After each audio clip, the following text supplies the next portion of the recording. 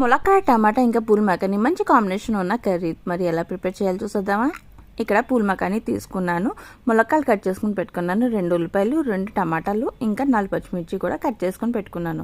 Stove వెలిగించుకొని pan పెట్టుకొని 2 స్పూన్లు ఆయిల్ వేసుకొని ఈ పూల్ మకాని ఇందులో వేసుకొని మంచి బ్రౌన్ కలర్ వచ్చేదాకా ఫ్రై చేసుకొని ఒక బౌల్లో తీసుకోవాలి.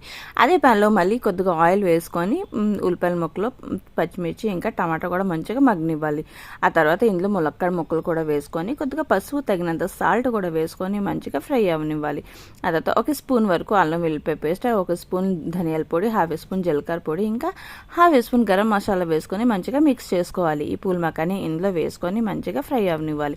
ఆ తర్వాత తగినంత కారం వేసుకొని మునిగి అంత వాటర్ వేసుకొని ఈ వాటర్లో ఈ పూల్ మకాని మెత్తగా అయ్యే వరకు మగ్గనివ్వాలి. ఆ తర్వాత ఒక టీ గ్లాస్తో పాలు వేసుకొని తగినంత కొత్తిమీర కూడా వేసుకొని మంచిగా మరగనిస్తే టేస్టీగా ఉండే కర్రీ రెడీ.